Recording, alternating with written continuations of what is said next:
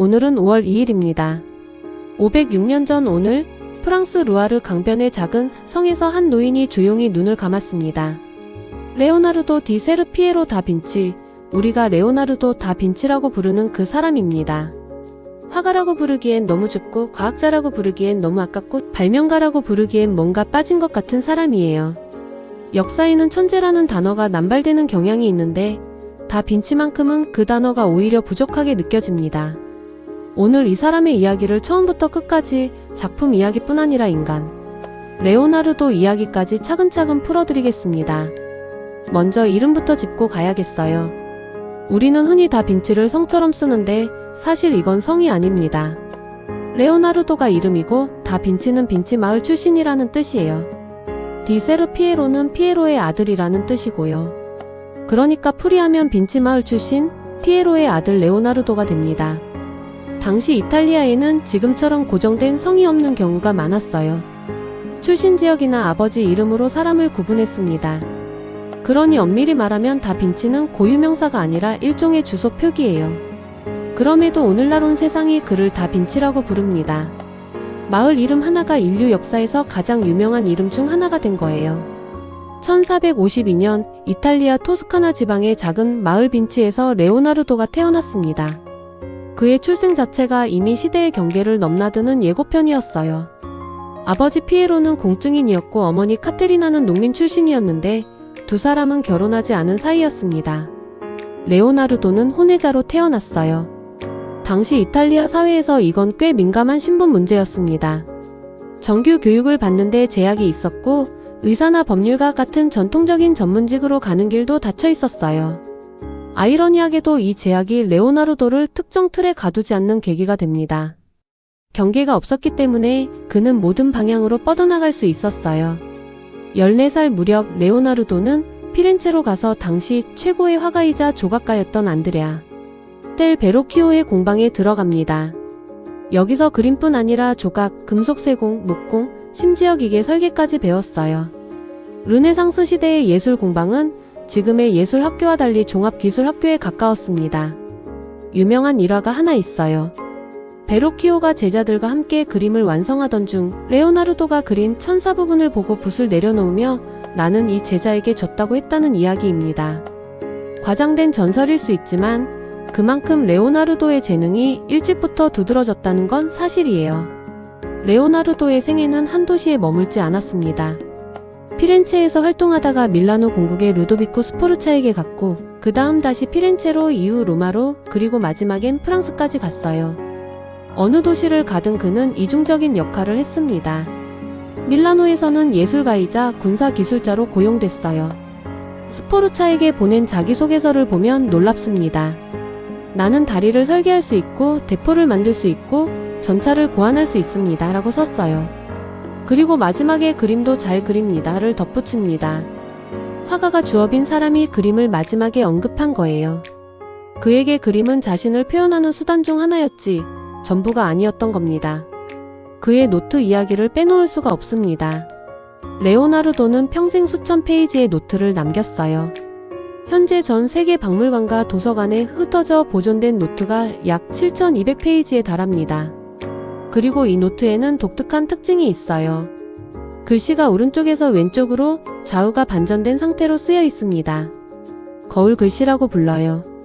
왜 이렇게 썼냐고요? 여러 가설이 있습니다. 레오나르도가 왼손잡이였는데 왼손으로 왼쪽에서 오른쪽으로 쓰면 잉크가 번지기 때문에 반대 방향으로 썼다는 설이 있어요. 혹은 내용을 다른 사람이 쉽게 읽지 못하게 하려는 의도였다는 설도 있고요. 이 노트 안에는 해부학 스케치, 건축 설계, 수학 계산, 새의 날개 운동 분석, 물의 흐름 연구, 악기 설계까지 온갖 것이 뒤섞여 있습니다. 어떤 페이지에서는 내일은 태양을 관찰해야겠다는 메모바로 아래에 식료품 목록이 적혀 있기도 해요. 천재의 일상이 얼마나 평범하게 얽혀 있었는지를 보여주는 장면입니다. 예술 이야기를 해야겠죠. 모나리자는 지금 세계에서 가장 유명한 그림입니다. 매년 루브르 박물관에서 수백만 명이 이 작은 그림을 보러 옵니다. 그런데 실제로 보신 분들은 아시겠지만 예상보다 훨씬 작아요. 가로 53cm, 세로 77cm입니다. A사 용지를 2장 붙여놓은 것보다 살짝 큰 크기예요. 그런데 왜 이 그림이 그토록 유명하냐고요? 여러 이유가 있지만 핵심은 스푸마토 기법입니다. 이탈리아어로 연기처럼이라는 뜻인데 윤곽선을 뚜렷하게 그리지 않고 경계를 흐릿하게 처리하는 기법이에요. 덕분에 모나리자의 미소는 보는 각도에 따라 보는 사람의 감정 상태에 따라 다르게 읽힙니다. 슬픈 것 같기도 하고 비웃는 것 같기도 하고 따뜻한 것 같기도 해요. 레오나르도는 감정을 고정시키지 않고 열어놓은 겁니다. 모나리자보다 레오나르도 자신이 더 공들인 작품은 최후의 만찬일 가능성이 높습니다. 밀라노의 산타마리아 델레 그라치의 수도원 식당 벽에 그린 이 그림은 예수가 제자들에게 너희 중 한 명이 나를 배반할 것이다 라고 말하는 순간을 포착했어요. 12명의 제자가 각자 다른 방식으로 반응하는 그 찰나의 심리를 표정과 몸짓으로 표현했습니다. 레오나르도는 이 그림을 그리기 위해 밀라노의 거리를 돌아다니며 다양한 사람들의 얼굴을 스케치했어요. 유다의 얼굴을 그리기 위해 오랫동안 적합한 모델을 찾지 못했다는 일화도 있습니다. 그런데 이 걸작에는 치명적인 문제가 있었어요. 레오나르도는 일반적인 프레스코 기법, 즉 젖은 회벽에 빠르게 그리는 방식 대신 자신이 실험한 특수한 기법을 사용했는데 이게 습기에 약했습니다. 완성된 지 수십 년도 안 되어 그림이 벗겨지기 시작했어요. 지금 우리가 보는 최후의 만찬은 수십 차례 보수 복원을 거친 모습입니다. 천재도 실험에 실패할 수 있다는 걸 보여주는 사례예요. 레오나르도의 과학적 탐구는 당시 기준으로 경이로운 수준이었습니다. 그는 시신을 해부해서 직접 관찰한 내용을 정밀하게 스케치로 남겼어요. 심장의 구조, 태아의 모습, 근육의 연결 방식까지요. 당시 교회는 시신 해부를 엄격하게 금지했는데 레오나르도는 허가를 받거나 몰래 작업을 진행하며 약 39의 시신을 해부한 것으로 알려져 있습니다. 그가 남긴 해부학 스케치는 100년 뒤 의학 교과서에 나오는 그림들보다 훨씬 정확한 경우도 있었어요. 비행 연구도 집요하게 이어졌습니다. 새의 날개가 움직이는 방식을 수백 번 관찰하고 스케치한 뒤 인간이 날 수 있는 기계를 설계했어요.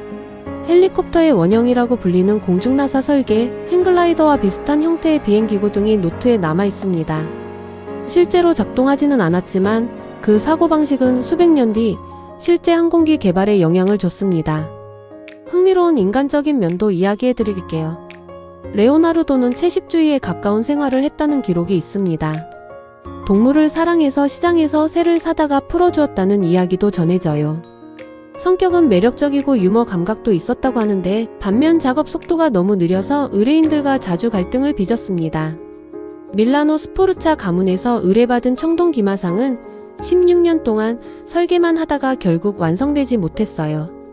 점토로 만든 모형까지는 완성했는데 프랑스 침공으로 청동이 대포 제작에 사용되면서 기마상 프로젝트가 통째로 사라져버렸습니다. 레오나르도 입장에서는 16년의 노력이 한순간에 증발한 거예요. 완성하지 못한 작품들이 많은 이유가 단순히 게으름이나 완벽주의 때문만은 아니었어요. 시대 상황과 후원자의 변덕, 전쟁이 그의 작업을 계속 방해했습니다. 말년에 레오나르도는 1516년 프랑스 왕 프랑수아 1세의 초청을 받아 프랑스로 갑니다. 앙부아즈 성 근처의 클로 리세라는 작은 저택을 받았어요. 왕은 레오나르도에게 어떤 작업도 강요하지 않았고 그저 대화를 나누고 싶어 했다고 합니다. 왕이 천재와 나누는 대화 자체를 원했던 거예요. 레오나르도는 이 시기에 뇌졸중으로 오른손이 불편해졌고 그림 작업을 거의 못했습니다. 그 대신 노트를 정리하고 물의 흐름을 연구하고 지인들과 교류하며 시간을 보냈어요. 그리고 1519년 5월 2일 67살의 나이로 세상을 떠났습니다. 프랑수아 1세가 그의 임종을 지켰다는 이야기가 전해집니다. 그림으로 표현되기도 했는데 왕이 노인의 머리를 감싸 안고 있는 장면이에요. 실제 있었던 일인지는 확인되지 않았지만 그 이야기가 오래 전해질 만큼 두 사람의 관계가 각별했던 건 사실입니다. 레오나르도가 남긴 그림은 진품이 확인된 것만 15점 안팎입니다. 인류 역사에서 가장 유명한 화가 중 한 명인데 작품이 이렇게 적다는 게 놀랍죠. 대신 그가 남긴 노트와 스케치, 그리고 그가 보여준 사고의 방식은 지금도 유효합니다. 예술과 과학 사이의 경계는 없다는 것, 관찰이 모든 이해의 출발점이라는 것, 그리고 완성보다 질문이 더 중요할 수 있다는 것. 레오나르도는 그걸 삶으로 보여줬어요. 오늘 5월 2일 레오나르도 다빈치가 떠난 날입니다. 506년이 지났지만 그의 이름은 여전히 살아있고 그가 그린 그림 앞에는 지금도 매일 수만 명이 줄을 섭니다. 한 사람의 호기심이 500년을 넘어 이어진다는 것, 그게 레오나르도 다빈치라는 존재가 우리에게 주는 가장 큰 위로이자 도전인지도 모릅니다.